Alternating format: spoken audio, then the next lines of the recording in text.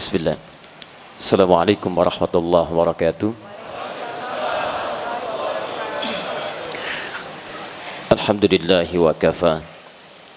Wassalatu wassalamu ala rasulillahil mustafa wa ala alihi wa sahbihi wa man wafa.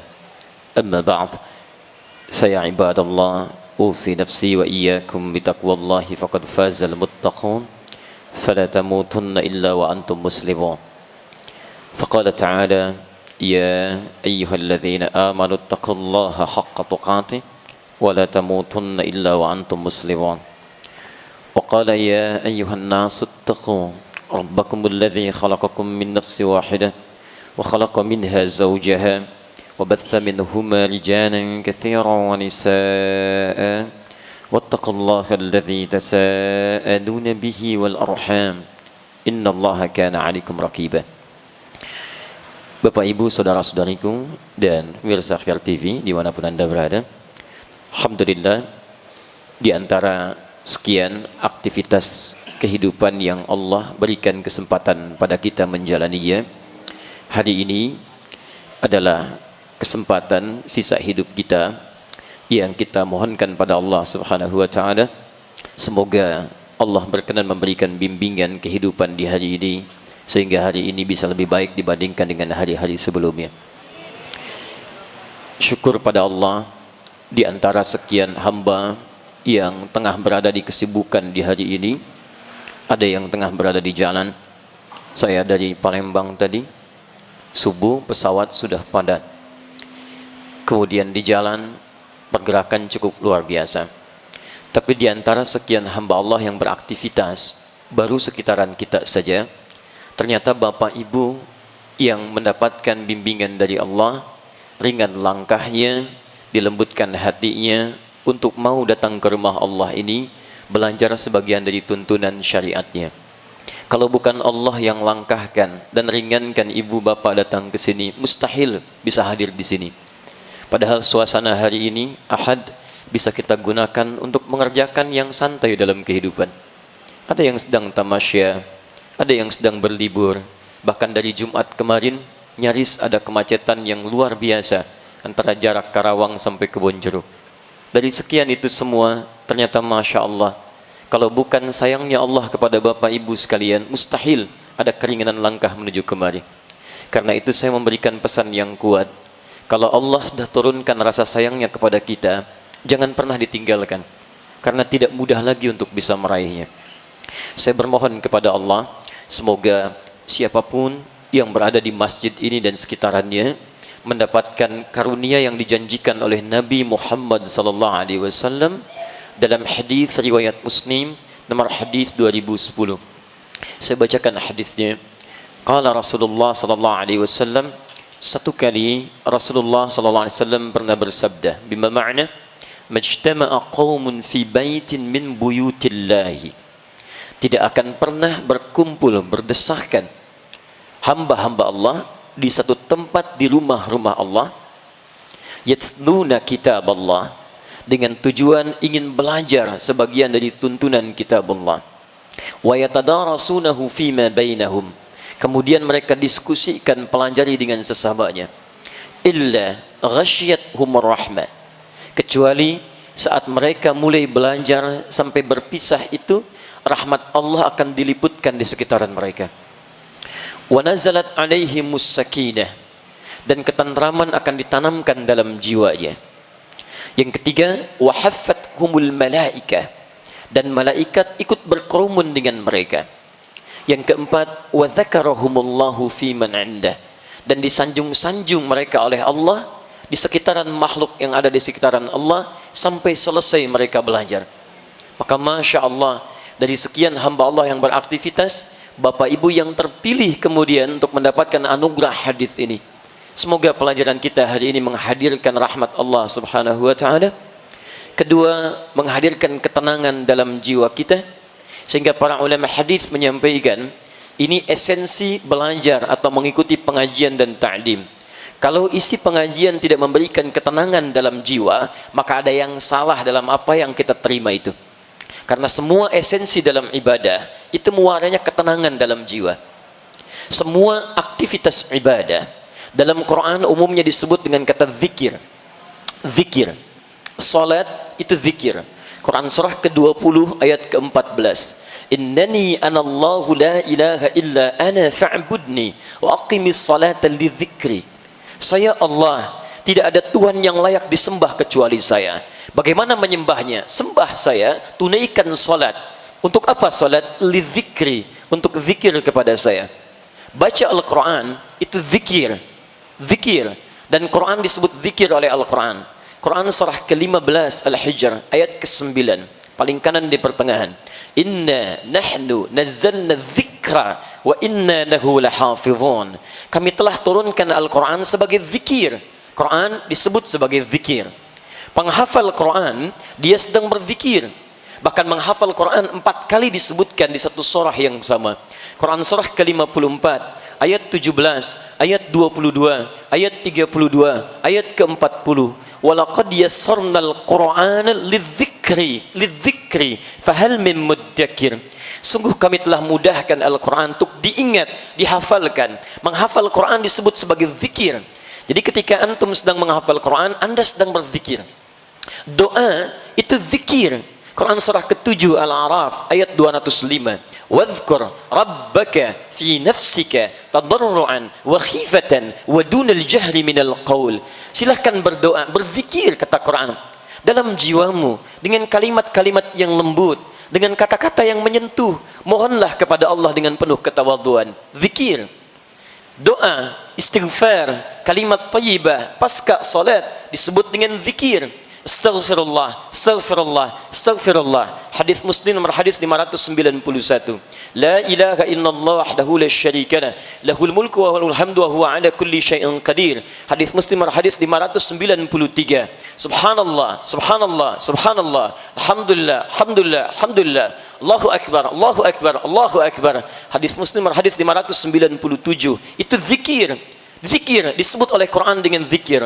Quran surah keempat An-Nisa ayat 103, paling kanan di pertengahan. Fa idza qadaytumus salata fadhkurullaha qiyaman wa qu'udan wa ala junubikum. Kalau anda selesai menunaikan salat, bergegaslah untuk zikir kepada Allah. Anda boleh sedang sibuk, tapi bukan berarti kesibukan anda menepikan zikir. Daripada jalan sambil ngobrol kata Al-Quran, apa tidak susah mengucapkan kalimat astaghfirullah sambil berjalan? Subhanallah sambil berjalan. Sedang senggang, duduk. Sulit, sambil berbaring. Tidak ada sedikit pun peluang untuk mengelak darinya. Zikir.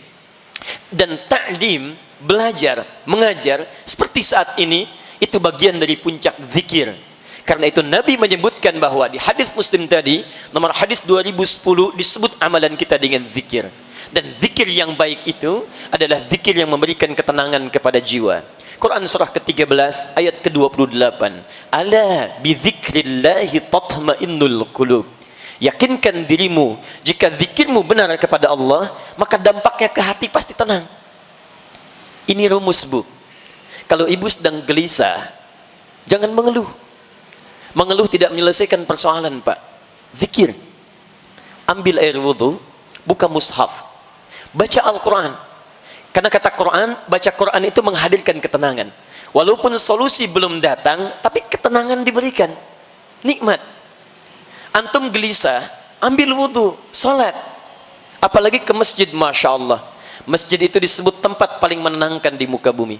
Quran surah kedua Al-Baqarah ayat 125, paling kanan di pertengahan. Wa idh ja'alna al-baita mathabatan lin-nasi wa amna. Dan ketika kami jadikan bait Ka'bah, masjid sekitarannya, tempat pusat bagi ibadah manusia dan tempat yang paling menenteramkan di bumi. Jadi kalau bapak ibu datang ke Ka'bah, segelisah apapun, sebesar apapun persoalannya, itu di depan Ka'bah bisa tenang kita. Tiba-tiba menangis, tenang. Masjid begitu. Antum gelisah, ambil air wudu, datang ke masjid, salat 2 rakaat.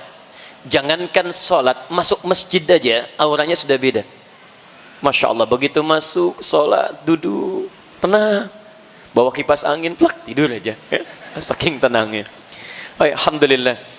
Mudah-mudahan materi kita hari ini ada manfaat yang insya Allah Allah mudahkan untuk kita semua. Hasilnya menghadirkan ketenangan dalam jiwa dan bisa kita amalkan dalam kehidupan. Baik, kita mulai materi kita. Dan seperti tema yang disampaikan pada hari ini adalah tentang berwudu tanpa boros menggunakan air. Mohon izin supaya membiasakan dulu. Saya terbiasa untuk menguraikan dulu referensi-referensi dari Al-Quran dan hadis terkait materi yang coba kita akan uraikan. Kalau wudu, seperti apa wudu dalam Al-Quran dan Sunnah? Kemudian disebutkan jangan boros, seperti apa ukuran jangan boros dalam Al-Quran dan Sunnah? Bila ada itu didapati, itu lebih baik dijadikan sebagai rujukan dibandingkan kita mengungkapkan pendapat pribadi. Baik, kita mulai bahasan kita. Saya harus ukur dulu, ya, sampai kapan keterangan ini disampaikan dan apakah ada dialog atau tidak. Saya mohon izin bertanya dulu. Kita sampai jam berapa, Pak? 8.30. Berarti kita cuma punya waktu 30 menit ya. Sampai jam berapa? 9, 10. Silahkan ya. Baik, silahkan. Sampai jam 11 nggak ada masalah. Saya jam 9 pulang ya. Jam 11. Untuk penyampaian materi ini sampai 8.30. Baik, materi 8.30, selebihnya diskusi. Baik, tanya jawab sampai jam 11. Asal Ustadz tetap di sini. Baik. Bismillah, kita mulai. Kita mulai pertama tentang bahasan wudhu dulu, baru kemudian seperti apa wudhu yang baik. Perhatikan baik-baik, saya turunkan dulu keterangan dari Al-Quran. Cara belajar yang baik itu, jika akan membahas persoalan tentang ibadah, maka ada 3 turunan, 3 hal yang mesti diurai. 3 hal ini, itu diisyaratkan dalam Al-Quran, surah kedua Al-Baqarah ayat 129. Posisi paling kiri sebelah atas. Kemudian dijawab di Al-Quran surah kedua Al-Baqarah ayat 151. Posisi paling kanan sebelah bawah. Yang Al-Baqarah ayat 129 itu bahkan dimulai 30 generasi sebelum Nabi SAW dilahirkan. 30 generasi, setiap generasi bisa ribuan tahun. Jadi sebelum Nabi Muhammad SAW dilahirkan, Nabi Ibrahim dan Nabi Ismail sudah berdoa kepada Allah supaya nanti ada Rasul yang diutus. Rasul ini lahir di sekitaran Ka'bah. Perhatikan doanya.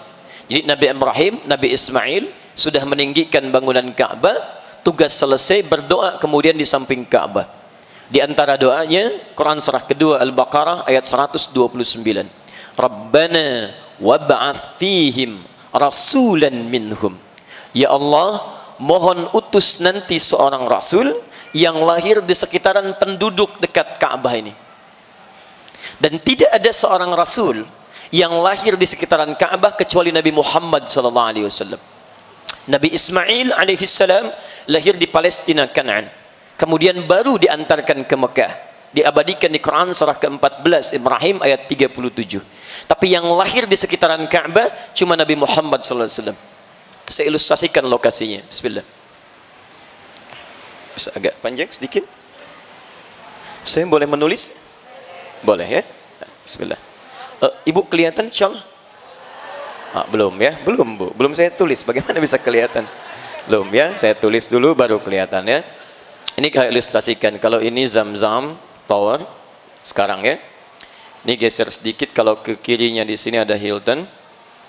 Di sini ada kipas angin pertama. Yang ini ada toilet di sini. Kipas angin yang kedua di sini. Kemudian ini geser sedikit ke sini. Ada Istana Raja. Ini Jabal Qubais. Ini Istana Raja di sini. Kemudian kita jalan ke sebelah sini. Kisaran 30 meter ada security, pos satpam, CCTV-nya di sebelah sini.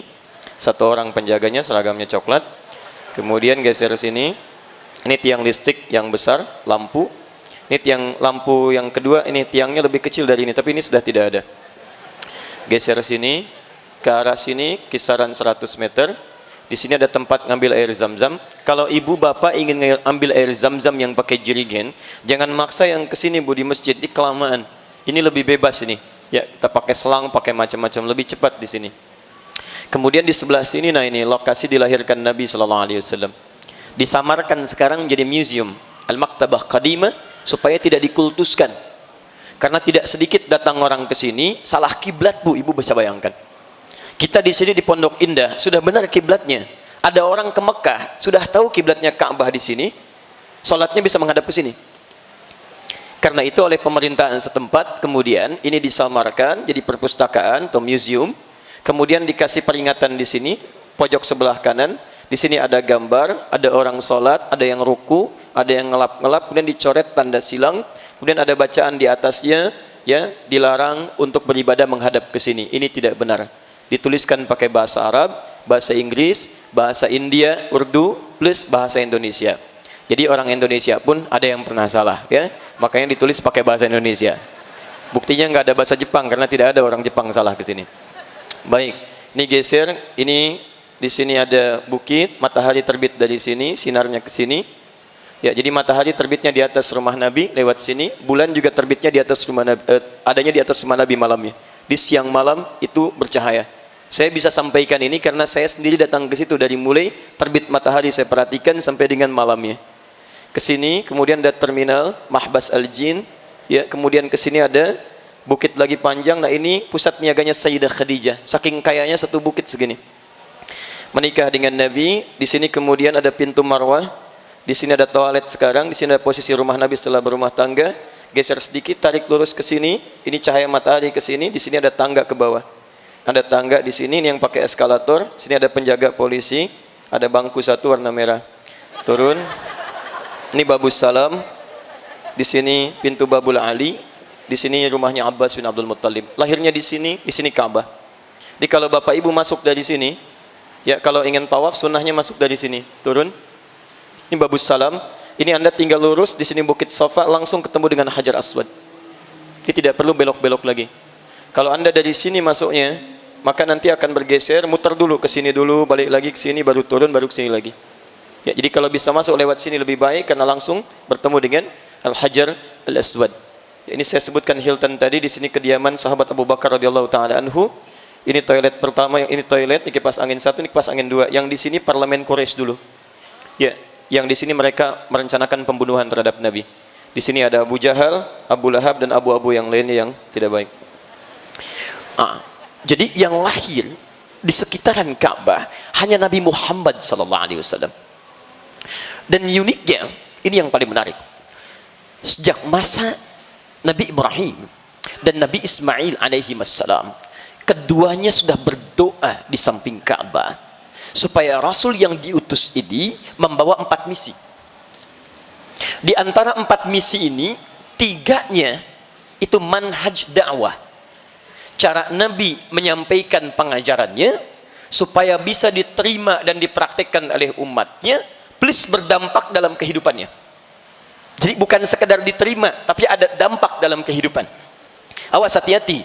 Kalau Bapak Ibu kemudian belajar sesuatu, hanya menerima pengetahuan saja, tapi tidak ada dampak dalam aplikasi, ya, keilmuan yang didapatkan, itu ada yang salah dalam cara belajarnya. Nanti kita lihat, ya, kita lihat. 3 ini, 1, yatslu alaihim ayatika, menyampaikan kepada umatnya ayat-ayatmu, dalil dari Al-Quran. Jadi Nabi dilarang oleh Allah menyampaikan pesan-pesan ibadah kecuali merujuk kepada dalil. Maka dari itu dalam kaidah usul fiqih sederhana, jika kita ingin mengerjakan ibadah, ukurannya dalil, rujuk ke sini. Ada dalil, kerjakan, tidak ada dalil, tidak usah repot. Jadi Allah menginginkan kita mudah dalam ibadah, bukan ingin mempersulit. Jadi ukurannya sederhana, ada, kerjakan, tidak ada, kita tinggalkan. Sebaliknya urusan dunia itu boleh semua, kecuali yang dilarang. Jadi kalau Bapak Ibu cari urusan dunia, jangan tanya dalil, itu repot. Pulang dari sini mau beli jus alpukat, begitu pesan, bang, jusnya 1, dalilnya mana? Ayo, susah kayak gitu. Ya, gak akan dapat kita. Ya. Ini rujukannya. Yang kedua, wa yu'allimuhumul kitab, mengajarkan isi dalil Quran ini, disebut kemudian dengan hadis, dipraktekkan disebut dengan sunnah. Bisa Nabi ingin tunjukkan tentang solat. Gak boleh Nabi perintahkan kita solat sebelum ada petunjuk dari Allah. Solat tunaikan. Turun ayat Quran surah kedua misal ayat 43, wa aqimus shalah, tunaikan solat. Maka ketika ayat turun baru kewajiban solat bisa kita kerjakan. Jelas? Tapi persoalannya ayatnya ada, tapi caranya kan harus tahu kita. Maka dari itu diperintahkan pada yang kedua, tidak cukup dengan dalil turun, ajarkan bagaimana cara solat yang benar. Wudu belum kita tunaikan, ada dalilnya baru kita kerjakan. Bagaimana cara wudunya? Itu yang diturunkan pengajarannya lewat keterangan Nabi sallallahu alaihi wasallam. Jadi dalam pelajaran-pelajaran ibadah, satu, kita mesti merujuk ke dalil dulu. Kedua, kita mesti tahu bagaimana cara mengerjakannya. Dua aspek. Satu, dua. Tiga, ini yang jarang dibahas. Wal hikmah. Esensinya. Hikmahnya. Hikmah. Esensi. Kenapa kita diminta sholat? Contoh ya, sebagai evaluasi, sebentar, sebagai evaluasi. Al-Quran memberikan ukuran esensi solat. Di Quran surah ke-29 ayat 45. Inna salata tanha anil fahsya wal munkar. Sungguh, solat itu bila benar dikerjakan akan menjadikan pelakunya baik, terbebas dari perbuatan keji dan mungkar. Jadi sumber keburukan itu hanya dua. Kalau bukan fahsya, maaf, keburukan yang bersumber dari syahwat. Kata-kata kotor itu fahsya, jorok itu fahsya, pornografi, porno aksi, LGBT itu fahsya. Jadi mustahil ada orang sholat kemudian bisa berkata kotor. Kalau orang tidak sholat, dia kata-katanya kotor karena memang tidak sholat. Tapi kalau antum sholat, kata-kata antum kotor, ada yang salah dalam sholatnya. Walaupun bacaan sholat Anda terlihat benar, gerakan sholat Anda terlihat sempurna, tapi ada yang salah dalam pelaksanaan sholatnya. Mungkin Anda, maaf, kurang memahami dari apa yang dikatakan dan dibacakan dalam sholatnya. Mungkar, maaf, perbuatan yang diingkari oleh hati kita. Sumbernya nafsu perut dan akal. Dusta itu mungkar, berselisih itu mungkar, mencela itu mungkar, korupsi itu mungkar, segala perbuatan kotor itu mungkar, bersumber dari nafsu perut dan akal. Jadi mustahil ada orang sholat bisa mencuri, mustahil. Ada orang sholat bisa berdusta, mustahil. Ada orang sholat bisa gosip, mustahil, Bu. Ya. Saya tidak, Ustaz, alhamdulillah tidak seperti ibu yang itu tuh. Sama aja, mustahil. Gak bisa, Pak. Mustahil ada orang ke masjid sholat pulang tertukar sandal, mustahil. Mustahil. Itu hikmahnya. Nah, kalau persoalan sholat kita tidak menghasilkan esensi ini, maka ada yang salah di sini dan di sini. Bukan sumbernya, tapi ada sindiran di Quran, salah satunya halus tapi tajam. Halus tapi tajam. Ada orang sholat yang tidak memahami, mengerti apa yang dibaca dan dilakukan dalam sholatnya. Coba cek dalam sekian sholat yang kita tunaikan, ribuan kali ruku dan sujud, berapa persen bacaan sholat yang kita pahami? Jangan-jangan kita ruku nggak ngerti yang dibaca, sujud tidak paham apa yang dilakukan. Bagaimana kita bisa khusyuk dalam sholat? Ini poinnya. Nah, jadi tiga turunan ini akan kita turunkan. Umumnya orang kalau belajar ibadah itu mencukupkan pada bacaan, dalil. Yang kedua adalah cara, sunnah. Tapi umumnya jarang membahas aspek yang ketiga. Esensinya apa? Ini poinnya. Ya, Bapak Ibu berdiri begini, ya, bersiap mau sholat, tangan diangkat sini. Caranya benar. Lisan mengucapkan Allahu Akbar. Dalilnya hafal. Ya, Abu Dawud nomor hadis 857. Fayaqulu Allahu Akbar. Pertanyaannya, kenapa tangan Anda seperti ini?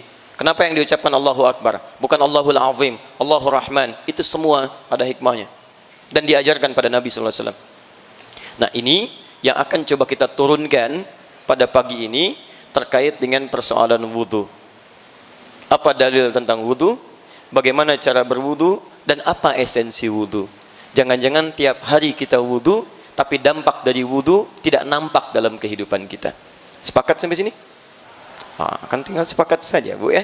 Saya yang datang, saya terangkan, saya tulis, saya hapus sendiri. Wah. Biasa ya. Bismillah. Saking pentingnya tiga hal ini, itu diingatkan langsung oleh dua orang Nabi, Ibrahim dan Ismail alaihi wassalam, sebelum kelahiran Nabi Muhammad sallallahu alaihi wasallam. Itu jarak ke Nabi Muhammad ke Nabi Ibrahim sekitar 30 generasi. Setiap generasi bisa ribuan tahun. Nabi Musa ke Nabi Muhammad sekitar 2000 tahun. Muhammad bin Abdullah bin Abdul Muttalib bin Hashim bin Abdul Manaf bin Qusay bin Murrah bin Kilab bin Ka'ab bin Ghalib bin Fihr bin Manik bin Nadar bin Kinana bin Khuzaimah bin Mudrika bin Ilyas alaihi salam bin Nizar bin Mudar bin Ma'ad bin Adnan bin Addi bin Adri bin Muqawwam bin Nahur bin Tarikh bin Ya'rub bin Yasjub bin Nabit bin Ismail alaihi salam bin Ibrahim alaihi salam. 30 generasi. Kalau ini tidak penting, tidak akan dimohonkan oleh dua orang Nabi dan Rasul sekaligus.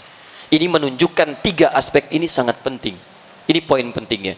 Maka doa ini dikabulkan oleh Allah Subhanahu wa taala setelah 30 generasi. Dengan turunnya Quran surah kedua Al-Baqarah ayat 151, paling kanan sebelah bawah. Kama arsalna fikum, dijawab, rasulan minkum, sebagaimana kami telah utus di antara kalian, sekitaran Makkah, rasul dari kalangan kalian, yatslu alaikum ayatina, satu, wa yu'allimukumul kitab wa yuzakkikum wa yu'allimukumul kitaba wal hikmah wa yu'allimukum ma lam takunu ta'lamun. Berdoa 30 generasi sebelumnya dikabulkan, bahkan saat dikabulkan Nabi Ibrahim dan Nabi Ismail tidak menyaksikan kehadiran nabinya. Ini pesan kata para pakar tafsir, bahwa dari sekian doa yang kita mohonkan itu akan selalu ada manfaat bagi diri kita, sekalipun saat dikabulkan belum tentu kita hadir di dalamnya. Dikala bapak ibu memohon kepada Allah, misal, ya Allah jadikan di antara keluarga saya ada yang hafal Al-Quran. Mungkin yang hafal Quran bukan saat bapak ibu hidup. Setelah anda meninggal, di antara cucunya ada yang hafal. Hafal itu bukan karena dia hebat, mungkin karena doa anda. Jadi jangan putus dalam berdoa. Ketika anda berdoa tentang apapun, akan ada kebaikan di dalamnya. Selain pahala, ada pengabulan yang luar biasa. Jadi jangan cepat kecewa kalau kita berdoa seketika belum terkabul. Mungkin ada hikmah yang besar di dalamnya. Nabi Ibrahim, Ismail, dua nabi disayang oleh Allah. Satu gelarnya Khalilullah, paling dekat dengan Allah. Abul Anbiya, bapak para nabi. Surganya jelas. Keturunannya nabi rasul seluruhnya hampir umumnya dekat dengan Allah, dijaga dari maksiat, tingkat surga paling tinggi. Berdoa kepada Allah 30 generasi baru dikabulkan dan tidak mengeluh. Anda nabi bukan, rasul bukan, surga belum jelas, amalan berantakan, hisab masih menegangkan, tidak ada dari kita keturunan nabi. Mohon maaf. Ya, coba lihat. Baru berdoa 30 menit saja sudah mengeluh. Saya sudah di rumahmu ya Allah. Saya sudah bermohon. Saya sudah tahiyatul masjid. Masya Allah. Kenapa belum dikabulkan juga? Kurang banyak dan kurang sabar. Yuk kita turunkan. Pertama, dalil. Bismillah. Wudu yang tidak boros. Dalilnya kita turunkan. Satu, kita ambil dari Al-Quran dulu. Pertama, Quran surah kelima Al-Maidah ayat yang ke-6, posisi paling kiri sebelah atas. Kemudian kaitan ini nanti ditafsir di Al-Baqarah, Quran surah kedua ayat 222, paling kanan di pertengahan, di ujung ayatnya.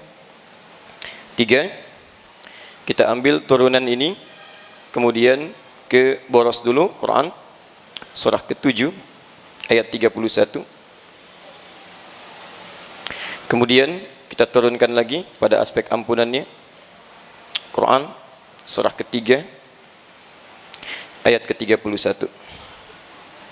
Puncak paling tingginya kita ambil di Quran surah ke-39 Az-Zumar ayat 53. Ini sekarang ke caranya, sunnah Nabi. Kita ambil hadisnya. Pertama, hadis riwayat Ibnu Umar dalam Sahih Muslim. Nomor hadis kita ambil dulu yang 224. Kemudian hadis riwayat Muslim terkait dengan hukum di 225. Caranya kita ambil hadis riwayat Al-Bukhari yang cara spesifik dulu. Nomor hadis 744. Detil yang ini kita temukan juga di hadis riwayat Muslim dulu. Kita ambil nomor hadis 246. Ini pun ditemukan di Al-Bukhari, hadis riwayat Al-Bukhari. Nomor hadis 136. Ini riwayat Utsman bin Affan radhiyallahu taala anhu. Yang ini 744 ditemukan juga di hadis riwayat Muslim. Nomor hadis 397 riwayat Abu Hurairah radhiyallahu taala anhu. Kisahnya ada di kitab Subulus Salam karangan Imam As-San'ani yang berbahasa Arab di jilid kedua halaman 31. Paragraf kedua posisi paling kanan sebelah atas di kitabnya. Kemudian kita turunkan yang ini lagi hadis riwayat Muslim, esensinya terakhir hikmahnya. Hadis 244. Ini ada turunan dari catatan Syekh Muhammad Nasiruddin Al-Albani di kitab Silsilah Al-Hadits As-Sahihah. Karya Syekh Muhammad Nasiruddin Al-Albani, nomor hadis 6048. Ya. Sampai di sini pelajaran kita insyaallah. Setannya, ada setan khusus menggoda orang wudu. Hati-hati. Nanti kita bahas ya. Mudah-mudahan cukup waktunya. Kita ambil dulu aspek setannya di Quran surah kedua ayat 168 paling kanan sebelah bawah. Setan itu tugasnya menggelincirkan. Quran surah kedua ayat ke-36 seperti menggelincirkan Adam. Janji kepada Allah untuk menggoda. Quran surah keempat ayat 119. Dia berasal dari iblis. Quran surah kedua ayat 34. Iblis asalnya dari jin. Quran surah ke-18 ayat ke-50. Dan jin tidak nampak. Itu masalahnya. Quran surah ke-15 ayat 27. Ya. Ini materi kita. Waktu saya tinggal 15 menit lagi. Baik. Satu, kita mulai tentang wudu.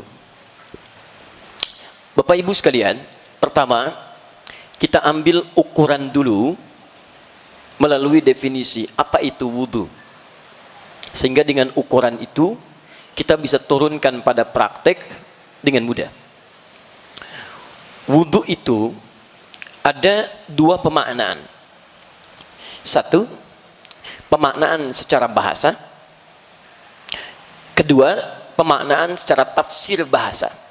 Jadi ada pengertian secara bahasa murni, ada pemaknaan secara tafsir bahasa yang diambil dari keterangan Al-Quran dan Hadis. Secara bahasa, wudu itu disebut dengan an-nadhafah, al-husnu wan-nadhafah.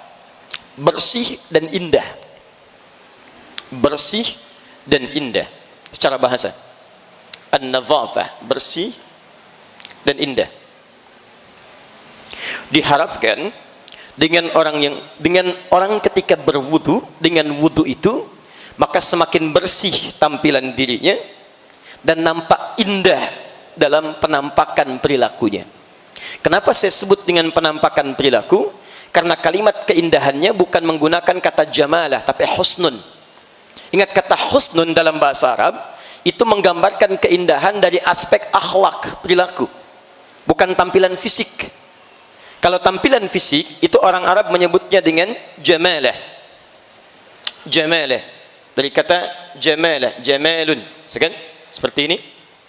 Kalau pakai sifat pakai ta, ini artinya ganteng, cantik, keindahan secara fisik. Tapi pakai alif Pak ya, jamal, jamal. Kalau alifnya dibuang, jamal, ini unta. Ya. Siapa nama Bapak? Jamal. Masya Allah. Begitu umrah di visa dituliskan tanpa alif lagi, Jamal begini. Ini yang repot. Begitu masuk kemudian proses imigrasi, itu bengong petugasnya. Pakai alif, Jamal. Kalau ini melekat pada seseorang, kalau laki-laki misalnya, maka berubah jadi jamil namanya. Jamil, ya, yang mengambil sifat ini, ya, pada tampilan fisik. Laki-laki ganteng, jamil. Misal namanya Saiful, sifatnya ini jadi Saiful Jamil. Misal. Kalau perempuan tambah tak di ujungnya, Jamilah, cantik secara fisik. Misal namanya Mulan, pakai Jamilah, Mulan Jamilah, misal. Kenapa?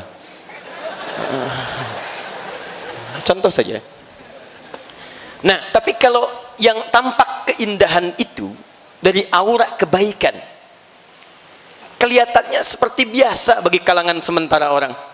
Ukuran cantik dan gantengnya tidak terlampau tinggi, tapi akhlaknya mulia. Nah, itu dalam bahasa Arab disebutnya bukan jamil jamal lagi, tapi husnun. Husnun. Sifat orangnya disebut dengan hasan, perempuannya disebut dengan hasanah. Jadi kalau bapak ibu ingin jadikan laki-laki kepada perempuan, tinggal tambah tak di ujungnya. Muslim tambah tak, perempuan muslimah. Mukmin, perempuan mukminah. Soim, perempuan, kan? Itu. Nah, orang wudu itu, maaf ya, lihat baik-baik. Jadi sifat wudu itu dari segi bahasa sudah jelas. Bukan sekedar menghadirkan kebersihan dalam fisik. Mohon izin, maaf, wajah dibersihkan, bersih luarnya. Tapi apakah kebersihan wajah itu memancarkan akhlak yang mulia di wajah? Kalau antum bersih wajahnya, tapi suram senyumnya, tidak ada akhlak kebaikan di wajahnya, ada yang salah dalam wudunya. Tangan dibasuh, bersih. Tapi kebersihan tangan secara fisik tidak mencerminkan kebaikan perilakunya. Maaf, kotor juga, mengerjakan hal yang dilarang, ada yang salah dalam wudunya. Ini baru aspek bahasa.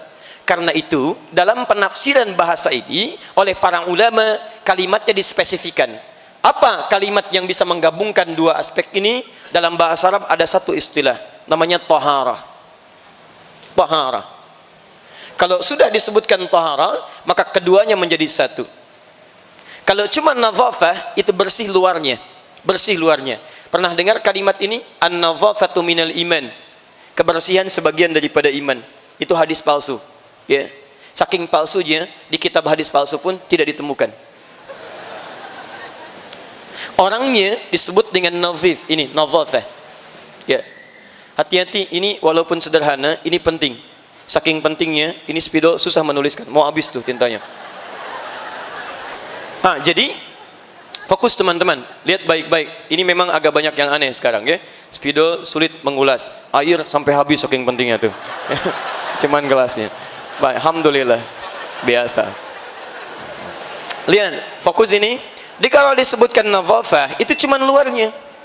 Antum kalau ingin bersih-bersih luar, jangankan orang Islam, non muslim juga bisa mengerjakan itu. Anda bersihkan tangan, yang lain bersihkan tangan.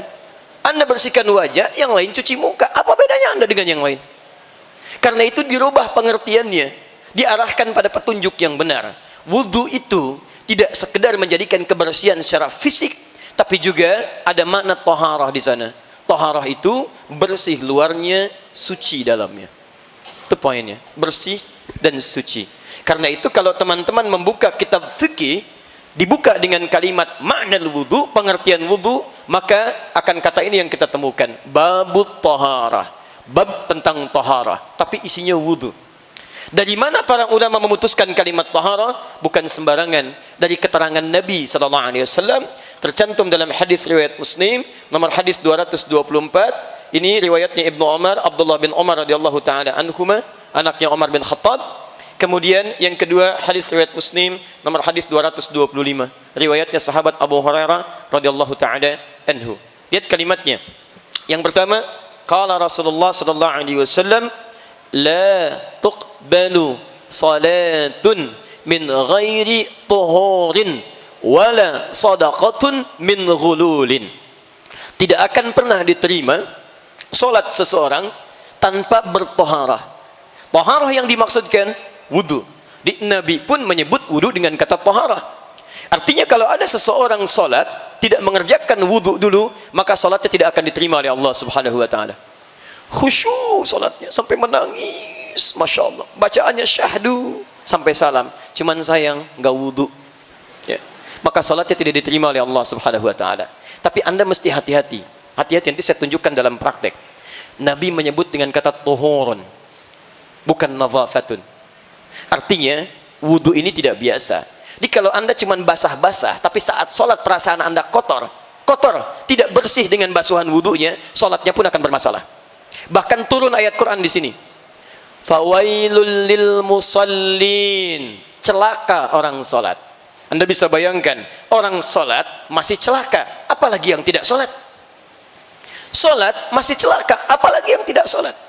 Tapi siapa yang celaka dari orang sholat itu? Bukan semua orang sholat. Alladzina hum an salatihim sahun, yang lalai dalam sholatnya. Apa bentuk lalainya? Alladzina hum yura'un, yang saat sholatnya ingin dilihat. Siapa yang lihat? Orang lain, bukan Allah. Emang dia aja yang bisa ke masjid? Saya juga bisa, nanti saya tunjukkan kepada dia. Jadi motivasi ke masjidnya bukan ingin sholat, ingin orang lain tahu bahwa saya pun bisa ke masjid. Nah, ketika dia berangkat ke masjid padahal dia wudhu, dia bersihkan, tapi sayang hanya membersihkan aspek luarnya, dalamnya kotor. Karena itu ketika dia sholat membawa sifat riya, itu yang bermasalah. Mohon izin Bu ya, Ibu hati-hati dengan sifat riya, sangat bahaya Pak. Riya itu selain menghadirkan dosa, sekaligus menghanyutkan amal seketika, habis seketika. Infak riya, habis. Haji, umrah riya, habis. Dalilnya Quran surah kedua ayat 264, paling kiri sebelah bawah. Ya ayyuhalladzina amanu la tubtilu shadaqatikum bil manni wal adza kalladzi yunfiqu malahu ria'an nas. Hei orang-orang beriman, jangan kamu gugurkan, batalkan amalan-amalan kebaikan yang telah engkau tenun dengan lelah. Satu disebut batal amalnya, gugur. Kalladzi yunfiqu malahu ria'an nas, seperti orang infak yang riya. Awas, perbuatan disebut dengan mengganggu dan merusak. Manna wal adza, itu merusak. Satu, gugur amal. Kedua, merusak sekaligus keadaan amal. Awas, hati-hati. Contohnya apa? Riya. Famathaluhu kamathali safwanin alaihi turabun fa asabahu wabilun fatarakahu salda. Yang seperti itu habis seperti dihanyutkan air bah seketika. Batal, hanyut, habis, rusak. Wallahu la yahdil qaumil kafirin. Dan Allah tidak memberikan petunjuk kepada orang kafir, diserupakan dengan perbuatan orang kafir. Ya, nggak ada nilainya. Dan lebih capek daripada orang kafir. Orang kafir tidak sholat, nggak ada nilainya. Antum sholat, nggak ada nilainya. Lebih capek kan? Makanya Allah beri petunjuk, lelah, capek. Ini musim-musim umrah nih, jangan sampai muncul riya. Sudah capek, keluar biaya, keluar tenaga, keluar waktu, nggak ada nilainya. Nggak ada nilainya. Hati-hati. Tidak salah kalau kita ingin ngundang, minta doa dan sebagainya. Tapi riya jauhkan. Dan ngundang bagus-bagus, Bapak Ibu sekalian. Insya Allah saya mau berangkat umrah. Mohon saya didoakan. Saya banyak salah, minta maaf. Ini umrah pertama kami dalam kehidupan. Mungkin juga yang pertama di komplek ini ya. Pak RW belum umrah, Pak RT belum umrah. Kami doakan Pak di Mekah supaya semua bisa umrah. Masya Allah, habis. Nah, ini. Ya, jadi sekarang lihat baik-baik. Orang yang wudunya benar, maka semua perangkat tubuhnya yang dibasuh dalam wudu itu pasti akan baik. Ini poin paling pentingnya. Ini esensinya. Nah, sekarang coba cek berapa kali kita dalam sehari berwudu dan berapa banyak aspek wudu itu bisa hadir dalam perilaku kita. Nanti saya turunkan saat membahas caranya. Ternyata kata Nabi, bersamaan dengan orang berwudu itu kalau wudunya benar, maka gugur dosa-dosa yang ada dalam anggota tubuhnya. Bersamaan dengan mengalir tetesan air wudunya, jatuh kotoran dan noda-noda dosanya. Nanti kita simpulkan di akhir, sampai para ulama menyebut kata wudu ini seakar dengan kata daw, yaitu cahaya. Kalau wudunya benar, bercahaya orang ini di akhirat, bercahaya kebaikan saat di dunia. Nah, maksud saya tidak cukup dengan amin, kita belajar dulu. Maksud saya, kita nanti akan lihat apakah wudu kita menghasilkan ini selama ini. Kalau belum, mari kita turunkan pembelajarannya. Satu. Ayo kita lihat caranya sekarang. Quran surah kelima ayat ke-6, paling kiri sebelah atas.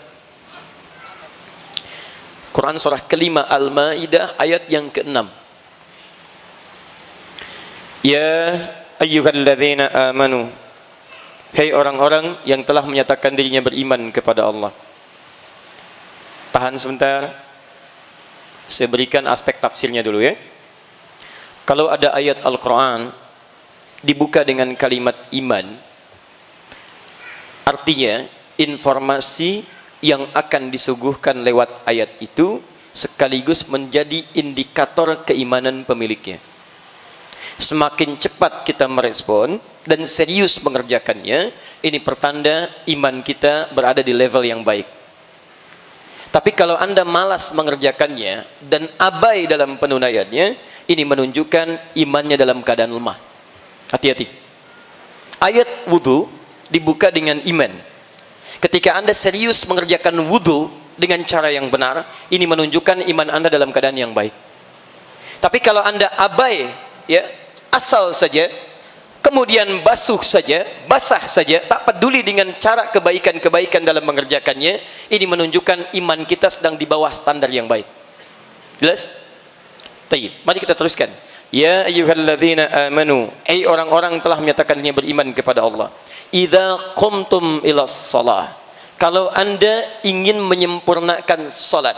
Kalimat kumtum aqama yuqimu aqimu aqim yuqimuna, artinya sempurna. Dan kalimat salat umumnya dibuka dengan kalimat aqama yuqimu. Salat pertama Al-Baqarah ayat 3, paling kiri sebelah atas. Alladzina yu'minuna bil ghaib wa yuqimunas shalah. Ayat 43, wa aqimus shalah. Quran surah 11 ayat 114, wa aqimis shalah. Quran surah 17 ayat ke-78, aqimis shalah. Quran surah ke-29 ayat 45, wa aqimis shalah innas salata tanha 'anil fahsya'i wal munkar. Aqim aqama yuqimu yuqimun. Makanya sebelum kita salat diadakanlah kemudian iqamah. Iqamah itu bukan tanda dimulai salat, salah satu maknanya. Kalau tanda awal salat itu azan. Iqamah itu isyarat kepada kita agar bersiap-siap menyempurnakan salat kita. Dia bukan sekedar ada, ayo siap-siap salat, bukan sekedar itu. Makna lebih dalamnya, hei sekarang salat akan dimulai. Ayo siap-siap, sempurnakan. Jangan sampai salat kita gagal di hadapan Allah Subhanahu wa taala. Makanya disebutkan iqamah. Orang kita menyingkat dengan qomat. Ya, qomat tuh kalau orang Arab gak kenal, Bu, ya, Pak. Itu singkatan orang kita, orang Indonesia. Orang kita tuh luar biasa. Singkatannya kadang-kadang lebih dalam daripada orang Arab. Di Arab ada singkatan, ada. Bahkan kalimat-kalimat dalam istilah ada singkatan. La haula wala quwwata illa billah hauqala. Allahu akbar takbir. Alhamdulillah tahmid. Bahkan ayat Al-Qur'an itu ada istilah singkatannya. Alhamdulillahi rabbil alamin hamdalah. Bismillahirrahmanirrahim basmalah. Ada. Saya sudah 8:30 ya. Mari kita tutup dulu sesi ini dengan sama-sama mengucapkan hamdalah. Hamdalah. Bukan. Alhamdulillahi rabbil alamin. Ada singkatan. Cuma kadang orang-orang kita kalau menyingkat itu lebih dalam. Ujungnya bisa disingkat. Ya, ujungnya, ambil ujung, sebutkan. Saya olahraga di Timur Tengah, misal main bola aja ikut-ikutan gitu, sekedar ikut. Itu kalau orang Arab minta dioper, sebut namanya lengkap. Abdurrahman bawa bola. Abdurrahman wallahi ta'ala wazza'. Oper sini oper. Saya bawa bola. Wallahi adi oper. Wazza' ta'ala. Orang kita tidak. Abdurrahman man wazza' oper. Adi di qomat iqamat. Masih beruntung bukan mat. Qamat. Nah, iqamat itu asalnya bukan sekedar kalimat tapi siap-siap menunaikan salat. Nah, ayat wudu dibuka dengan kesempurnaan salat. Idza qumtum ilas shalah. Kalau ingin salat Anda sempurna. Kata para pakar tafsir, ayat ini terkesan memberikan isyarat bahwa wudu atau kesempurnaan wudu terkorelasikan dengan kesempurnaan salat. Artinya orang yang tidak sempurna wudunya, maka bisa dipastikan salatnya pun tidak akan sempurna. Jelas ya? Baik. Dari mana Ustaz tahu keterangannya? Tafsir dari Nabi sallallahu alaihi wasallam di hadis riwayat Al-Bukhari nomor hadis 744, di hadis Muslim nomor hadis 397, keterangan di kitab Subulus Salam jilid yang kedua halaman 31.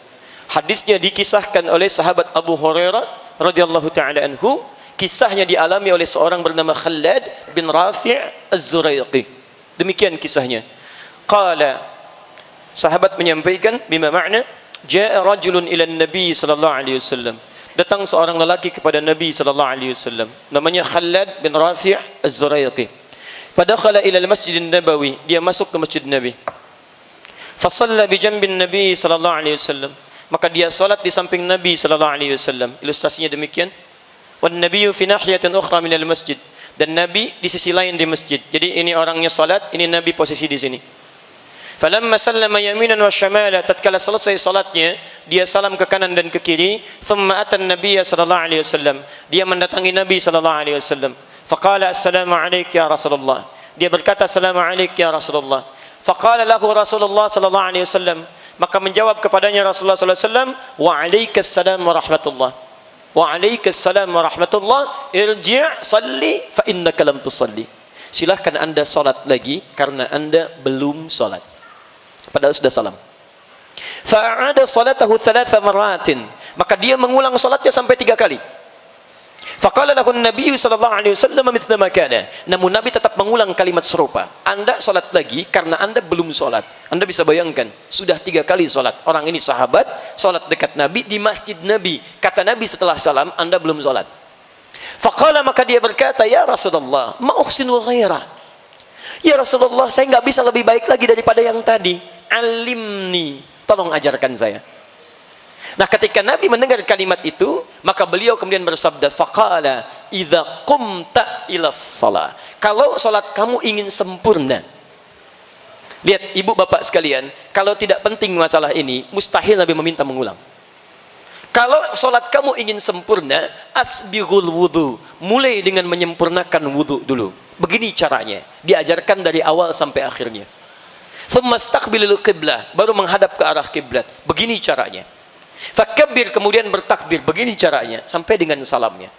Nah, kata para ahli hadis, kalau hadis ini langsung memulai kepada salatnya, misal kata Nabi, idza qumta ila shalat istaqbilul qiblah. Kalau ingin sempurna salatnya, langsung menghadap kiblat. Kalau kalimat hadisnya menunjuk pada salatnya langsung, ini menunjukkan wudunya sudah sempurna. Tapi ketika kalimat arahan Nabi dimulai dengan sempurnakan wudu, begini caranya, kata para ahli hadis, orang ini sudah punya masalah sejak wudunya. Kalau wudunya tidak punya masalah, mustahil Nabi menyinggung wudunya. Dan kata para ahli fiqih, ini menunjukkan wudu akan berdampak pada benar tidak salatnya. Bapak ibu pulang ke rumah, lihat anaknya bagaimana saat berwudu. Kalau wudunya sudah keliru, pasti salatnya akan berantakan. Saya mohon sebesar-besarnya, kalau Anda bisa mengajarkan yang benar, jangan ajarkan yang salah, Pak. Kasihan. Maka dia akan tumbuh dengan cara yang keliru. Nah, sekarang bagaimana cara wudu yang benar? Ini yang coba kita turunkan dari ayat Al-Quran plus keterangan Nabinya. Saya agak sedikit percepat. Saya mohon izin dulu. Boleh saya lengkapi dulu? Alhamdulillah. Fokus teman-teman sekalian. 1. Aturan pertama. Ada 4 pokok. Ini kita masih di sini. Ada 4 pokok yang diprioritaskan untuk dibasuh dalam wudu. Ada 4. Perhatikan baik-baik. 4 pokok ini sifatnya wajib. Bila Anda memiliki air yang sangat terbatas, tidak terlampau banyak. Di perjalanan tidak menemukan air yang cukup banyak, ukurannya hanya segelas ini misalnya. Baik, dan Anda cukup untuk minum pada misalnya jatah air yang lain, atau misalnya ada gelas-gelas air untuk yang lain untuk minum. Ada sebagian bisa digunakan untuk wudu, cuma segini volume airnya. Fokus. Maka jika masih ada air bisa digunakan, cukup membasuh yang 4 ini, maka jangan dahulukan tayamum. Dahulukan yang 4 ini dulu. Jelas ya? Maka dahulukan yang 4 ini dulu sebelum kita memilih untuk tayamum. Tayamum itu babnya belakangan. Sepanjang airnya masih bisa digunakan, cukup untuk yang 4, maka ini dahulukan. Apa yang 4 itu? 1. Taghsilu wujuhakum. Wajah. Satu-satu. Saya langsung praktekkan. Perhatikan sini. Yang disebut wajah itu adalah tampak depan dari kepala, mulai dari kening ini turun ke bawah ini, termasuk mata, sela-sela ini, fokus sampai ke dagu sini bawah. Dan mohon maaf sebentar, ikhwan laki-laki teman-teman yang ada jenggotnya, termasuk dengan menyelai-nyelai jenggotnya. Maaf sedikit aja, sedikit saya tekankan. Hukum jenggot itu sunnahnya memelihara. bukan menumbuhkan. Jadi kalau teman-teman ada jenggot, rawat dengan baik, yang rapi, merapikannya. Tapi kalau belum ada jenggot atau tidak punya jenggot, tidak usah maksa. Ya gak usah beli timun, beli arang, gosok-gosok, tidak. Gini, sedang apa mas? Sunnah. Bukan. Sunnah itu merawat, ya, merapikan. Baik. Dan area bawah di sini, masuk di bawah telinga di sini. Ya, bagian dari dagu yang paling bawah. Nah, sekarang perhatikan baik-baik. Saya mau simpan mic ini supaya mudah mempraktekkan dengan kedua telapak tangan. Fokus baik-baik. Bahasa Al-Qur'annya pertama, untuk membasuh wajah menggunakan kata ghassala. Perhatikan baik-baik. Faghsilu pakai ghassala. Ini untuk wajah menggunakan ghassala. Ghassala itu mengambil airnya dan dibasuhkan ke tempat yang akan dibasuh. Ditumpahkan ke tempat yang akan dibasuh. Contoh, kita mohon izin misalnya, saya ilustrasikan mengambil air langsung dari keran misalnya. Saya minta bantuan. Izin Pak, sebelah sini saja. Ini misalnya kerannya. Ya, begini. Fokus baik-baik. Ini misalnya kerannya. Kemudian kita akan berwudu. Lihat baik-baik. Ambil airnya. Saya belum bicara boros ya. Saya bicara ambil wudu dulu. Ambil airnya.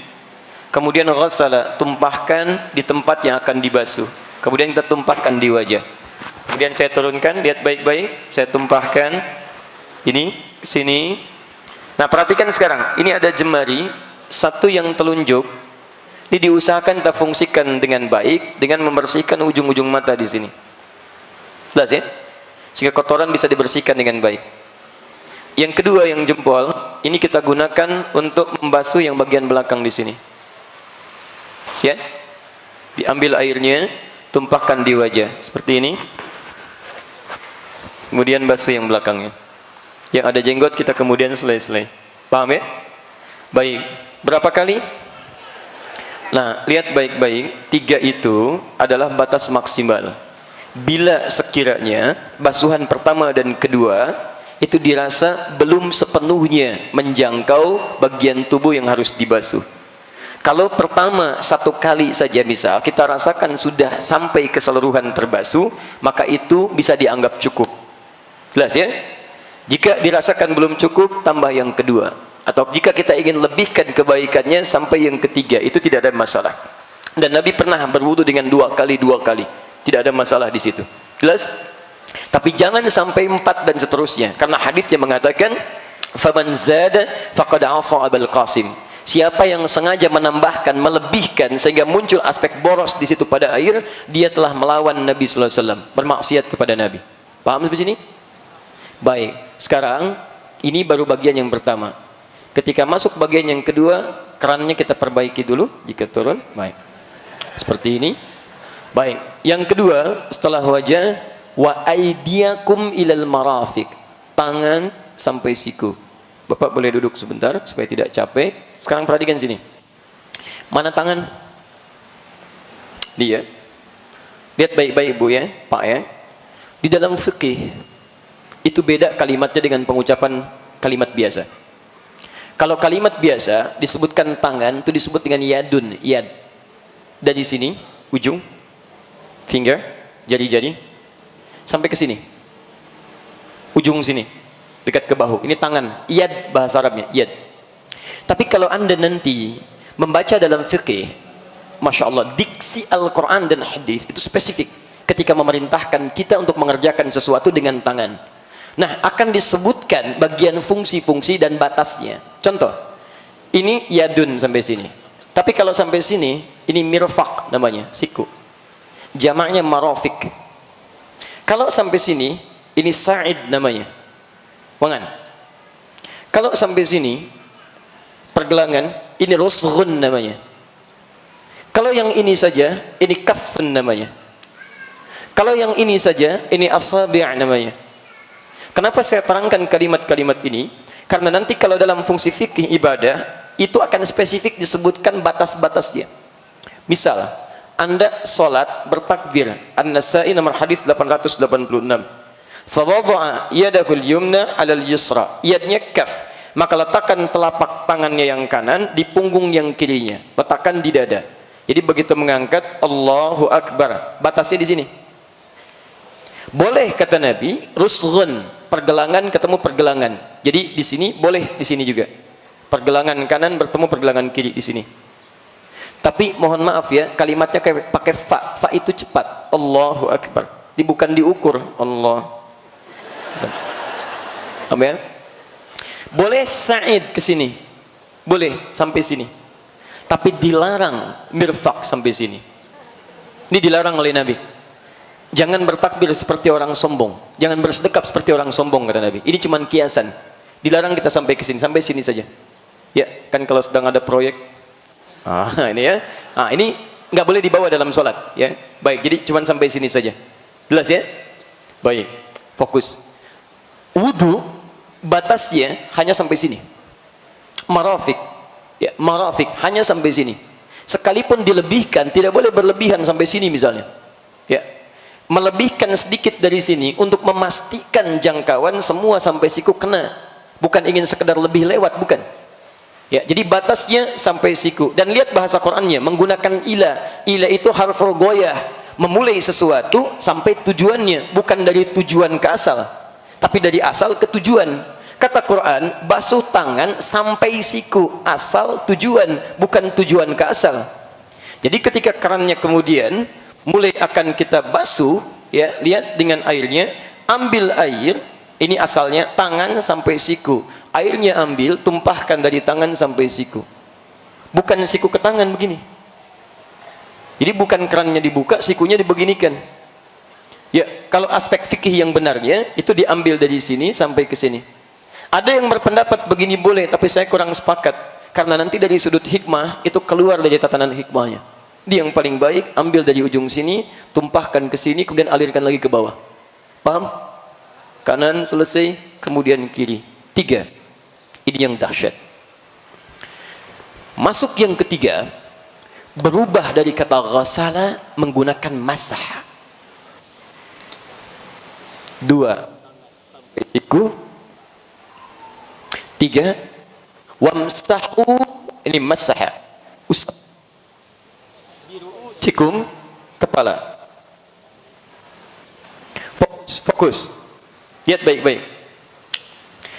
Yang ketiga, ru'us jama' dari kata ra'sun, artinya kepala. Jadi bukan rambut. Ingat, kepala bukan rambut. Di sini keadilan Allah. Kalau yang disebutkan rambutnya, maka akan kesulitan bagi orang yang belum punya rambut. Masalah. Dan yang kedua, orang yang wudunya cuma mengusap rambutnya, maka wudunya dipandang tidak sah. Hati-hati teman-teman, ya, yang muda-muda ini banyak terlihat sudah rapi, bagus, pakai minyak juga rambutnya itu kan. Begitu wudu takut tumpah lagi atau acak-acakan lagi, cuma takut di sini gitu kan. Nah, itu wudunya tidak sah. Dampaknya sholatnya pun tidak akan dihitung.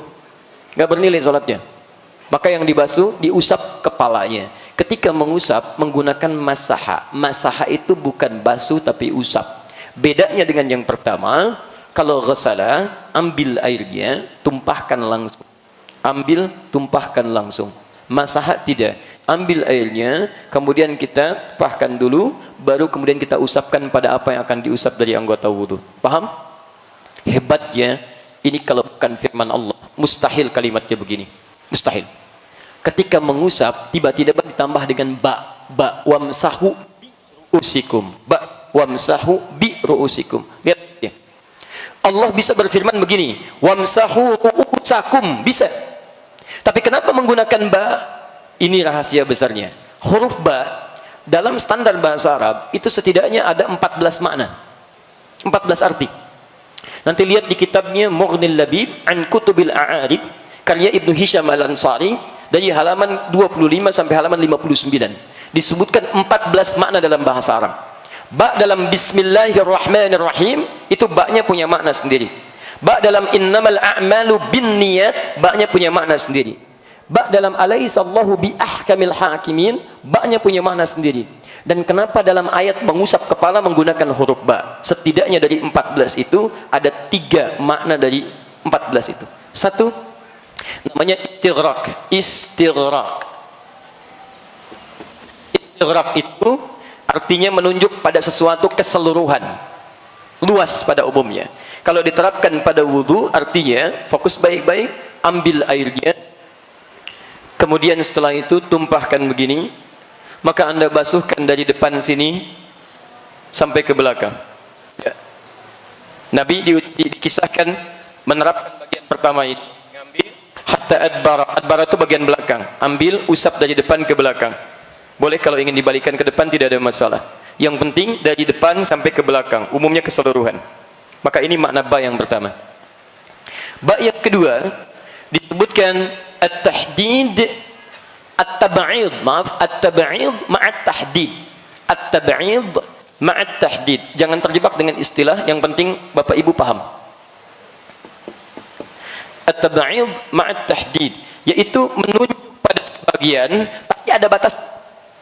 Sebagian tapi ada batasnya. Kata para ulama, batasnya di sini ubun-ubun.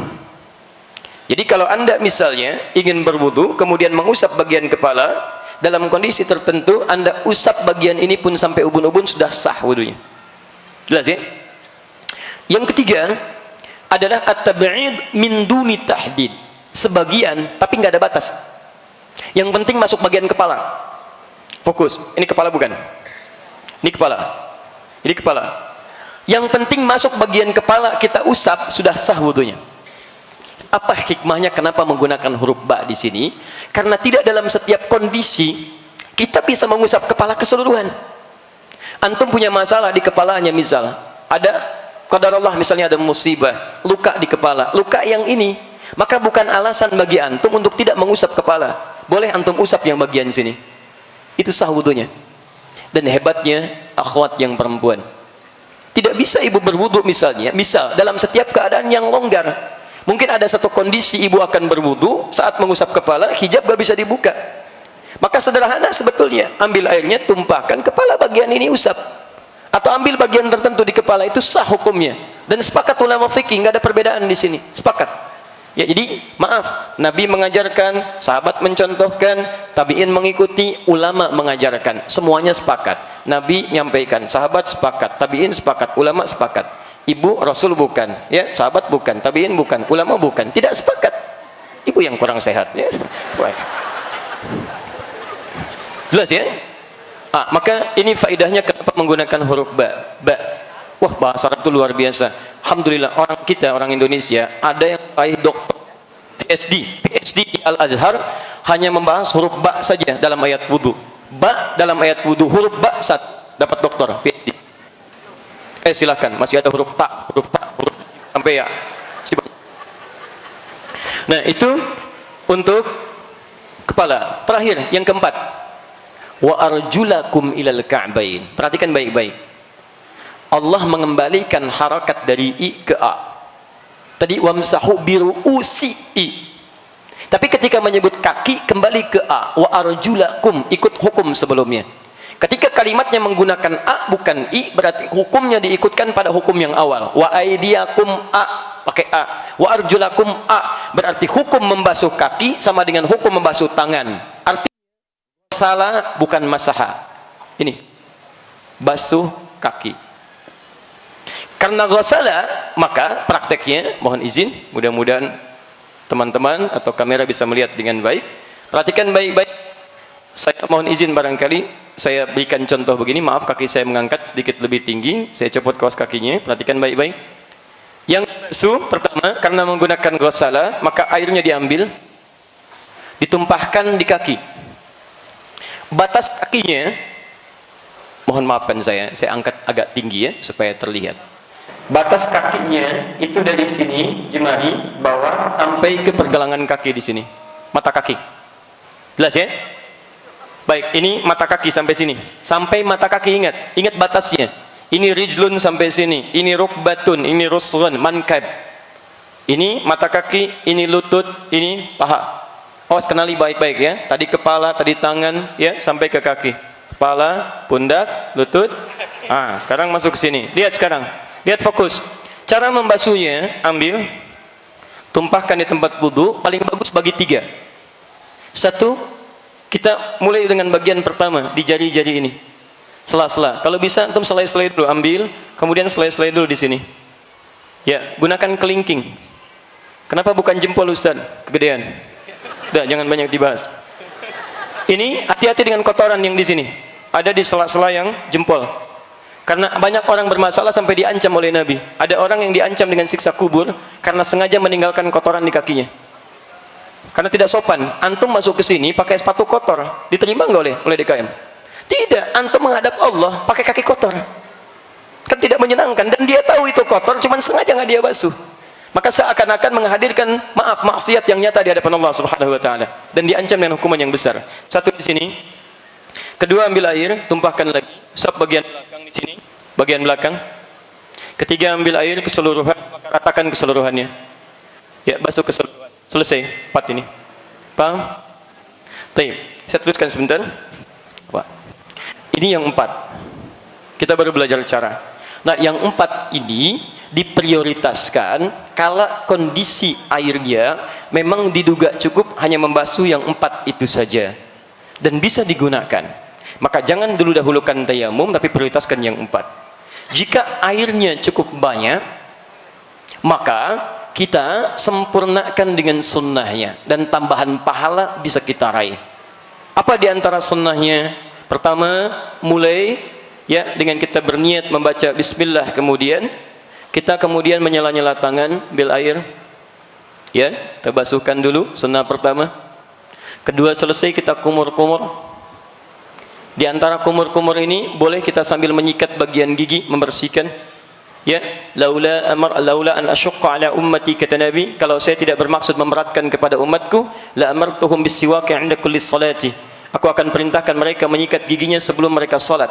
Sebelum mereka salat atau saat mereka salat. Ada yang menafsirkan sebelum salat gosok-gosok begini, ada yang menafsirkan saat wudu dia bersihkan, supaya sisa makanan yang menyelip di gigi itu bisa dihilangkan dengan cara digosok-gosok itu. Bisa menggunakan sikat gigi atau mungkin bagian dari jemari seperti ini. Paham ya? Baik, jadi ambil, kumur-kumur, nah kemudian tumpahkan. Sunnah dari berkumur-kumur ini adalah yang kedua, menghirup ke hidung, istinsyak namanya. Hirup sebagian airnya ke hidung, kemudian kita istinsyar, keluarkan kotorannya ya dari daerah hidung. Saya ulang, sunnah pertama ini basuh tangan, kedua kumur-kumur, ketiga hirup sebagian, istinsyak, keempat keluarkan, istinsyar. Sunnah selanjutnya, fokus baik-baik, telinga, membasuh telinga. Ini caranya bisa langsung sekaligus dari kepala begini, turunkan kemudian ke telinga, boleh. Boleh juga setelah kepala ambil air lagi untuk membasuh telinga. Itu sah, karena dua hadisnya ada dari satu sahabat yang sama, yaitu Utsman bin Affan radhiyallahu taala anhu. Posisinya ada di sini. Hadis Muslim, hadis 246. Ya, boleh sampai di sini. Kemudian ke ujung kaki sudah selesai, kerjakan dengan tertib. Sunnah selanjutnya baru ditutup dengan doa. Dan di sini saya akan berhenti sejenak. Doa ini sunnah juga dalam wudu, diakhiri dengan doa. Pertanyaan saya, apa doanya? Doanya disebutkan di sini. Hadis Muslim, hadis 244, juga ada di silsilah hadis as-sahihah karya Syekh Muhammad Nasruddin Al-Albani, nomor hadis 6048. Saya bacakan doanya.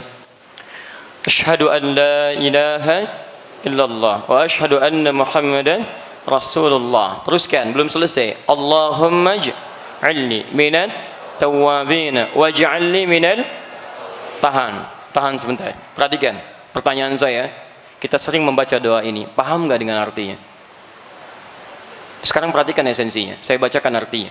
Allahumma ij'alni, ya Allah, mohon ya Allah, jadikan aku minat tawwabin, termasuk orang tobat.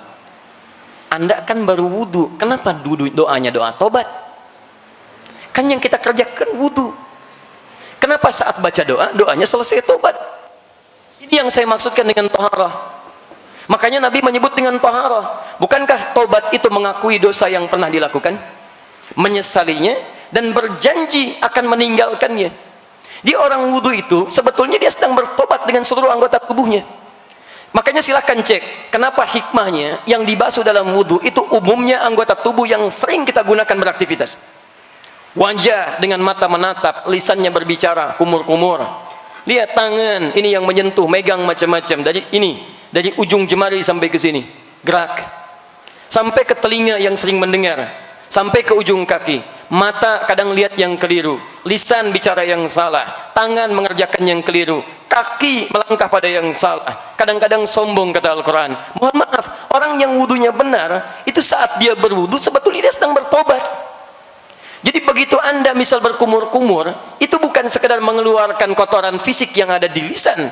Tapi kata Nabi, saat benar-benar dia, hadis Muslim hadis 246, saat benar-benar dia mengeluarkan air di mulutnya, bersama itu jatuhlah kotoran dosa-dosanya. Di Anda saat berkumur-kumur itu, coba ingat-ingat, ini salah apa lisan kita? Barangkali kita merasa baik, tapi orang lain menilai kita itu sering salah dengan lisan kita. Bicara yang tidak menyenangkan, sering mencela orang lain, kadang-kadang gibah, bicara yang tidak elok dalam kehidupan. Ini kan aneh, aku minimal 5 kali wudu. Kalau sekali wudu masih salah, barangkali agak wajar. Tapi kalau 5 kali dibasuh masih kotor juga, perlu berapa kali dibasuh lagi? Saya basuh tangan sekali, masih kotor, wajar lah, nggak kesentuh. 2 kali masih kotor, 3 kali agak kurang wajar, 5 kali dibasuh masih kotor juga. Antum butuh berapa basuhan lagi? Seharusnya orang yang berkumur minimal 5 kali dalam sehari itu bersih lisannya. Selesai. Tidak ada hubungan dengan dengan dusta lagi, berkata yang kotor lagi, kalimat yang tidak menyenangkan. Dimohon izin kalau ada setiap hari wudu lisannya kotor, ada yang salah dalam wudunya. Evaluasi. Sampai ke tangan digunakan untuk menulis. Kadang-kadang menulis yang tidak baik. Bikin status, menulis yang tidak benar, hoax, mencela orang lain. Atau Anda yang tanda tangan proyek yang tidak jelas. Katanya wudu, bahkan baru wudu lagi. Masya Allah, Pak, ini ada proyek, Masya Allah, nilainya miliaran, tapi sifatnya haram. Silakan Pak, tanda tangan. Sebentar ya, saya wudu dulu. Wudu dulu, Masya Allah. Habis wudu baru tanda tangan. Mustahil. Tangan yang dipakai taat, mustahil dipakai maksiat. Mustahil. Ya teman-teman, mustahil itu. Tidak akan pernah tangan digunakan maksiat. Lisan yang dipakai sholat, mustahil digunakan maksiat. Kaki yang dipakai untuk ibadah dibasuh dengan wudhu, mustahil berbuat yang tidak elok, mustahil. Ayo Pak, di sana ada proyek nilainya besar Pak, 100 miliar, bagian Bapak 20%. Tidak, saya berwudhu, mohon maaf. Naik deh Pak, 50%. Sebentar, saya istikharah dulu. Masya Allah, istikharah dulu. Jadi kalau seseorang sudah bertobat itu, dia janji. Teman-teman evaluasi, coba tangannya salah apa? Selesai wudhu, hilang. Kalau belum, wudu lagi. Waj'alni minal mutatahhirin. Mutatahhirin adalah orang-orang yang selalu memperbaiki diri untuk bersih luarnya, suci dalamnya. Dari kata taharah. Mutatahhir, orang yang berusaha suci. Kalau sudah suci disebut dengan tahir. Kalau ibu bapak wudunya seperti ini, fokus ya, wudunya seperti ini, taubat, kemudian taharah, bersih luar dalam, maka Anda langsung disebut oleh Al-Quran berpeluang mendapatkan cinta Allah subhanahu wa ta'ala. Itu ada di Quran surah kedua ayat 222. Ini Quran surah kedua ayat 222, di ujung ayatnya, innallaha yuhibbut tawwabina wa yuhibbul mutatahhirin. Allah akan mencintai orang-orang yang berusaha untuk taubat dan selalu membersihkan atau menyucikan dirinya. Yuhibbut tawwabina wa yuhibbul mutatahhirin. Anda berdoa setiap wudu, Allahumma ij'alni minat tawwabina waj'alni minal mutatahhirin. Minat tawwabina minal mutatahhirin. Innallaha yuhibbut tawwabina wa yuhibbul mutatahhirin. Jadi kalau wudu Anda bagus, taubat Anda benar, Anda tinggalkan maksiat, Anda raih taat kepada Allah, maka cinta Allah akan Anda raih. Itu poinnya.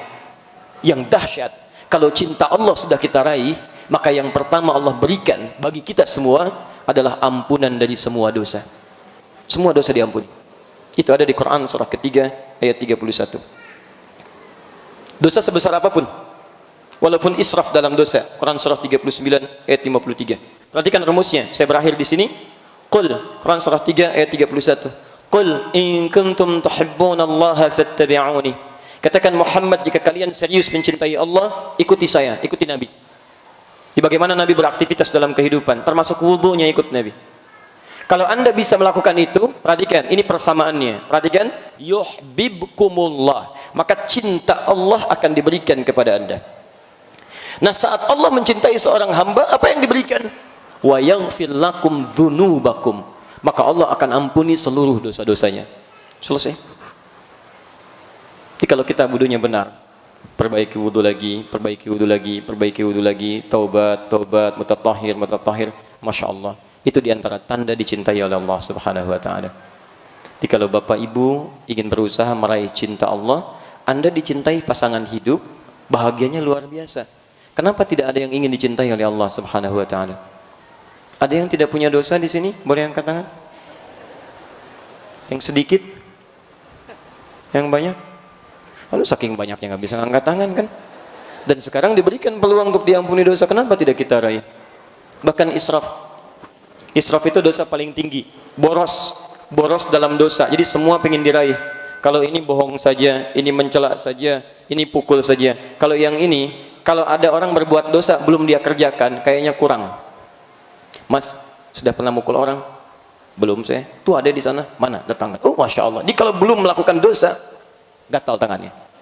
Tiba-tiba dia ingin kembali. Maka ada jalan untuk kembali. Di Quran surah 39 ayat 53. Qul ya ibadiyalladzina asrafu ala anfusihim la taqnatu min rahmatillah. Hei, katakan Muhammad pada hamba-hamba Allah yang banyak dosanya berlebih, jangan putus asa dari rahmat Allah. Caranya salah satunya ini, taubat dan perbaiki dalam wudu. Jelas di sini? Baik, syaratnya tidak berlebihan juga dalam wudunya, karena israf diantaranya bermakna berlebihan dalam menggunakan sesuatu, termasuk air wudunya. Maka kami tutup dengan Quran surah ke-7 ayat 31. Ya bani Adam khudhu zinatakum 'inda kulli masjid. Hai anak cucu Adam, silahkan berikan tampilan terbaik saat ada panggilan dari masjid, maksudnya salat, kenakan yang terbaik, termasuk wudu dengan baik. Wa kulu washrabu wa la tusrifu. Silahkan makan, minum, tapi jangan berlebihan. Tusrifu, kalimatnya menggunakan israf, bukan dimakan minum saja. Dosa bisa israf, wudu bisa israf. Karena ada orang minum berlebihan, ada orang menggunakan air berlebihan. Minum pakai air, wudu pakai air. Karena itu pakai para ulama fiqih, berlebihan dalam wudu pun itu termasuk bermaksiat kepada Nabi dan dosa di hadapan Allah Subhanahu wa ta'ala. Jadi kalau nanti gunakan air, ada 3 sifat air dipakai wudu. 1, air yang seperti ini berada dalam satu wadah tertentu. 2, air yang ada dalam keran yang bisa diatur. 3, air yang mengalir seperti di sungai atau lautan sekitarnya. Kalau yang 3 itu nggak ada masalah. Yang seperti ini dengan keran itu yang kita kondisikan. Saya akhiri, kalau pakai keran, maka kita atur jangan sampai terlampau berlebihan. Ya, saya biasanya seperti ini. Biasanya kalau ada keran, nah ini biasanya kalau tidak dikecilkan, maka kita ambil dulu. Kemudian setelah kita ambil, ya air secukupnya. Lalu setelah itu kita coba matikan kerannya. Jadi kita ambil begini, kita matikan, kemudian kita basuh. Untuk tangan kita ambil dari sini, ini kita matikan. Ya, nah, itu bisa menghemat air dan cukup luar biasa. Ini kalau seperti ini, ya saya ambil contoh yang ini karena lebih mudah konsekuensinya. Jadi seperti ini, ambil airnya begini. Tutup ya, kemudian baru kita basuhkan ke wajah. Ambil lagi airnya, baru kemudian ke tangan sampai siku. Kenapa tadi tidak siku dari tangan, tapi tangan sampai siku yang ini dulu? Karena ini yang sering banyak kita gunakan dalam keseharian. Ini yang banyak dosanya dibandingkan yang ini. Makanya saat Anda basuh dari sini, bayangkan dosa apa yang pernah dikerjakan oleh jemari-jemari kita. Ya, paham ya? Sampai ke sini, sampai kita turunkan lagi. Itulah barangkali inti materi yang kita bahas dalam kesempatan ini. Sudah dulu ya. Saya mau ke Turki ya, jadi mohon izin. Jadi kita pamit dulu. Ini nanti insya Allah ya, kita nanti ini bawa. Nanti staf kami di Akhir TV akan bawa ini. Ini akan dikumpulkan, dirapikan dalam bentuk tulisan. Dalam sesi Al-Quran Sunnah Solution, nanti insya Allah terhubung dari Turki, kita akan jawab pertanyaan-pertanyaan ini. Di ibu sekalian, bapak sekalian, ini yang bisa saya sampaikan. Kalau benar itu dari Allah, kalau salah mohon maaf, itu kesalahan saya pribadi. Tolong saya dimaafkan, saya bertobat di hadapan Allah Subhanahu wa ta'ala. Pesan saya, jika Anda belum mampu berlomba dengan orang soleh meningkatkan kebaikan, maka segeralah berlomba dengan para pendosa untuk bertobat dan beristighfar kepada Allah Subhanahu wa ta'ala. Berwudulah dengan baik sehingga bisa mendapatkan bau Daw adalah cahaya, dan saya tutup dengan hadis Nabi SAW bima makna satud'a ummati yaumal qiyamati ghurral muhajjalin. Umatku akan dipanggil pada hari kiamat dengan cahaya meliputi dirinya, min atharil wudu, dari bekas wudunya. Dan kata para ulama, akan nampak cahaya itu di dunia pada aura-aura kebaikan dalam dirinya. Subhanakallahumma wa bihamdika asyhadu an la ilaha illa anta astaghfiruka wa atubu ilaik, wa akhiru da'wana alhamdulillahi rabbil alamin, wal 'afu minkum. Assalamualaikum warahmatullahi wabarakatuh.